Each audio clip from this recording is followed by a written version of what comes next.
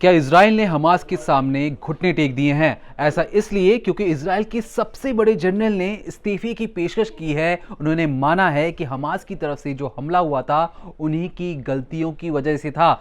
दरअसल lieutenant general Herzi Helvi इन्होंने प्रधानमंत्री के सामने लेटर लिख के कहा है कि 7 अक्टूबर 2023 को हमास की तरफ से जो हमला हुआ था, जिसमें लगभग 1100 इजरायलियों की जो मौत हुई थी, उनमें उनकी सेना की विफलता के कारण ऐसी चीजें हुई थी। दरअसल जनरल से कहा गया था कि आप 30 जनवरी 2025 तक एक रिपोर्ट बनाकर बताएं कि इसमें किस जनरल की, किस ऑफिसर की और किन किन वजहों से ये हमला हुआ था, कहां चूक हुई थी। लेकिन 30 जनवरी 2025 आने से कुछ ही दिन पहले वो इस्तीफा दे देते हैं, लेकिन कहते हैं साथ ही साथ कि वो आने वाले वक्त में जो इजरायली फोर्सेस हैं उन्हें और ज्यादा मजबूत करने में ज्यादा काम करेंगे। लेकिन ऐसे में जब हमास ने हाल ही में एक बंधक को छोड़ने के लिए, एक इजरायली बंधक को छोड़ने के लिए 33 फिलिस्तीनियों की छोड़ने की जो मांग रखी थी, उस डील को करवाने में भी इन्हीं जनरल का सबसे बड़ा हाथ था। लेकिन इजराइल में कई लोग इससे खफा थे। वो मान रहे थे कि इजराइल ने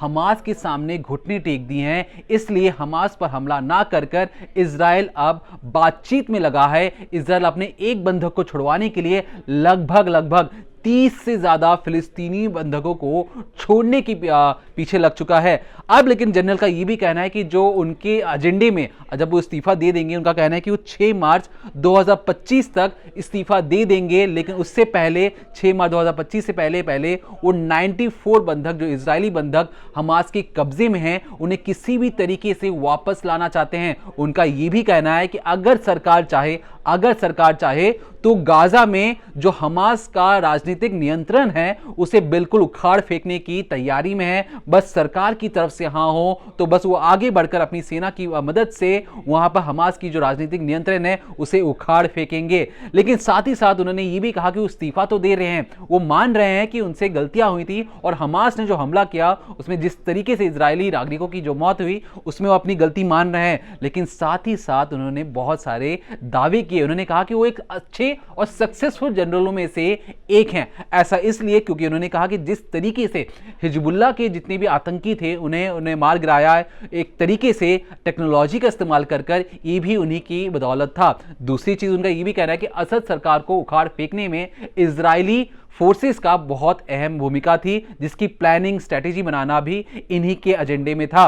तीसरी जो चीज है कि मिडिल ईस्ट में जो जितने भी अलग अलग तरीकों से इजराइल पर हमला करने की जो कोशिशें थी उन्हें नाकाम करने के लिए जनरल की जो प्लानिंग थी वो अच्छी तरीके से कारगर साबित हुई है। चौथी जो सबसे अहम चीज है, इजराइल जिसे अपना नंबर 1 दुश्मन मानता है वो है ईरान की नाक में दम करना, ईरान की सारी मिसाइल अटैक को फेल करना, ईरान की न्यूक्लियर साइट्स पर हमला करना, ईरान को रोक के रखना। जनरल ने ये सारी चीजें कही कि एक साथ वो कई फ्रंट्स में लड़ाई कर रहे थे, हमास से लड़ाई करना, हिजबुल्लाह से लड़ाई करना, ईरान की नाक में दम करना, ईरान को रोक के रखना और मिडिल ईस्ट में जितने भी जो प्लानिंग या जो दुश्मन थे उनको नाकाम करना। इन सब चीजों की प्लानिंग को साथ ही साथ कर रहे थे। लेकिन इसके बावजूद वो ये मानते हैं कि हमास ने जो 7 अक्टूबर 2023 को जो हमला किया उसमें सिर्फ और सिर्फ उन्हीं की सेना की गलती थी, उन्हीं की गलतियों की वजह से ये सारी चीजें हुई हैं। इसका मतलब साफ तौर पर है कि इजराइल की सबसे बड़े जनरल, सबसे बड़े योद्धा ने अपने घुटने टेक दिए हैं और माना है कि उन्हीं की गलतियों की वजह से ये सारी चीजें हुई थी। लेकिन फिलहाल के लिए जो बातचीत का जो दौर चला है, उस बातचीत के दौर में यह फैसला हुआ है कि जो इजरायली बंधकों को छोड़ने के लिए कम से कम 33 फिलिस्तीनियों को छोड़ा जाएगा।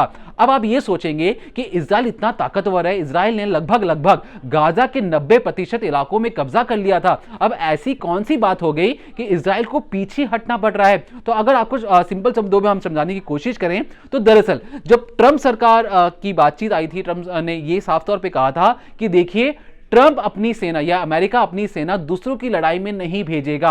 अब जिस तरीके से बेंजामिन नेतन्याहू की सेना को अमेरिका का फुल सपोर्ट था, लेकिन ट्रंप ने यह भी कहा था कि मेरे शपथ लेने से पहले हमास को सारे जितने भी इजरायली बंधक थे उन्हें छोड़ना पड़ेगा।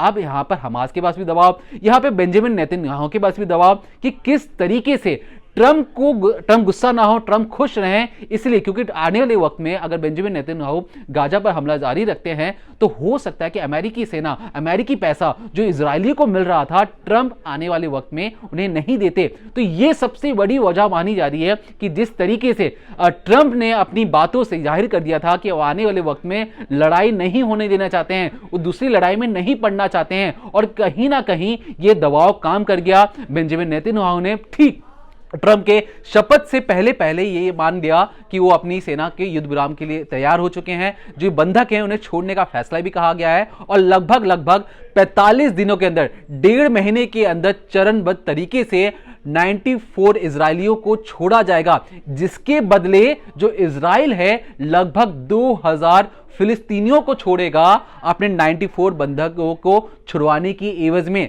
अब आप समझ चुके होंगे कि क्यों इजराइल घुटने टेक रहा है, कि उन्हें लग रहा था कि अमेरिकी उनकी मदद करेंगे, लेकिन अमेरिकियों ने साफ तौर पर मना कर दिया है कि अब आने वाले वक्त में वो पहले की तरह खुलकर पैसों से, हथियारों से आपकी मदद नहीं करेंगे। और शायद इसलिए आप जो तस्वीरें देख रहे हैं कि हाल ही में जो हमास ने 3 इजरायली बंधकों को छोड़ा, जो 3 इजरायली और लड़कियां थी, उनको छोड़कर दिखाने की कोशिश की है कि वो शांति चाहते हैं, अपने लोगों के लिए खुशी चाहते हैं, और इसलिए उन्होंने 3 इजरायली बंधकों को छोड़ने के साथ साथ गिफ्ट्स भी दिया। गिफ्ट्स के अंदर नेकलेस था, सर्टिफिकेट था, और ये बताने की कोशिश थी पूरी दुनिया को कि देखिए हम शांति चाहते हैं। अब ये इजराइल पर डिपेंड करता है कि इजराइल चाहता है कि नहीं चाहता कि शांति बनी रहे या ना बनी रहे। लेकिन आपको ये भी बता दें कि जो इजराइल के डिफेंस मिनिस्टर है, उन्होंने अपनी इस्तीफे की पेशकश की है और कहा है कि जिस तरीके से बेंजामिन नेतन्याहू ने घुटने टेक दिए हैं, ये कहीं से भी जायज नहीं है। इजराइल चाहकर जो 90% इलाके में जो गाजा का जो इलाका था, इजराइल ने उसे कब्जा कर लिया था। अगर इजराइल चाहे